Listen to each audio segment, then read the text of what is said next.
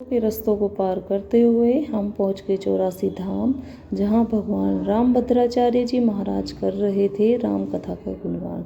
वो तो स्वयं ही भगवान का ही स्वरूप हैं। उनको देखने के लिए लोग इतने विश्वास और अनुशासन बनाए हुए उनकी कथा का वाचन सुन रहे थे। हमने भी थोड़ी देर कथा का आनंद लिया और भगवान के दूर से दर्शन किए। उन्होंने तो पहले ही बता दिया था कि अयोध्या में राम मंदिर बनेगा और उसका उद्घाटन भी मोदी जी करेंगे। फिर हमने वहाँ पे प्रसाद ग्रहण किया, जो कि खाने में इतना स्वादिष्ट था, बहुत ही टेस्टी था। फिर हमने वहाँ पे विंटेज गाड़ी वगैरह खड़ी थी, उनके साथ थोड़ी सेल्फी वगैरह ली। थोड़ी देर बाद आ गई मेरी भाभी की फैमिली, जिनके मम्मी पापा भाई भाभी और मेरा भतीजा भी उनके साथ ही था।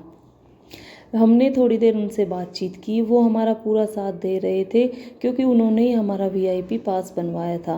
अगर आप भी जाएं तो वहाँ पे पहले पर्ची कट के और वहाँ पे पास ही बनता है, ऐसे सीधे एंट्री नहीं मिलती है, तो पहले पास ज़रूर बनवा लें। यहाँ पे इतना सुंदर पंडाल सजा रखा था, एक एक चीज़ इतनी अद्भुत और इतनी सुंदर तरीके से बना रखी थी कि लोग एक दूसरे की फ़ोटो सेल्फी में ही बिजी हो रहे थे। इतना सुंदर दृश्य देखकर लोगों का मन ही नहीं कर रहा था कि हम वहाँ से चले जाएं।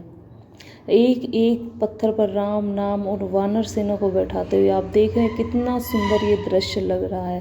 इसी तरीके से इतने बड़े सुंदर शिवलिंग भी उन्होंने निर्माण कर रखा था और एक त्रिशूल पर बाबा का डमरू भी उन्होंने लगा रखा था।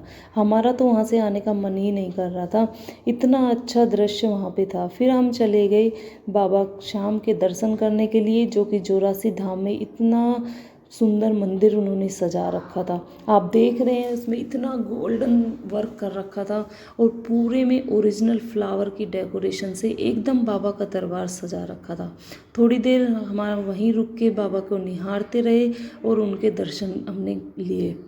एक एक चीज़ इतनी कलाकारी से उन्होंने बना रखी थी कि देखने वाले दंग ही रह जाए। फिर हमने दोबारा बाबा के दर्शन किए और उनकी आरती ग्रहण की। आरती के बाद हमने लगाई परिक्रमा, जो कि बहुत ज़रूरी होती है। और फिर यहाँ पे और भी बहुत सारे भगवान थे जिनको हमने दर्शन किए। आप देख रहे हो वीडियो में अलग अलग तरीके के यहाँ पे भगवानों को सजाया हुआ था और बाहर से तो बहुत ही सुंदर नज़ारा था। फिर हमने पीछे हमारी गाड़ी खड़ी थी, हम वहाँ चले गए तो चारों तरफ से ही मंदिर में लड़ियाँ लगा रखी थी। गाड़ी के पास जाने के बाद हम पहुँच गए जहाँ बाबा की कोठी में उनको ठहराया हुआ था। हमने वहाँ पर रात का डिनर किया, क्योंकि हमें बहुत टाइम हो गया था बाबा का वेट करते करते, क्योंकि बहुत ज़्यादा भीड़ थी। फिर हमने बाबा के दर्शन पा लिए थे।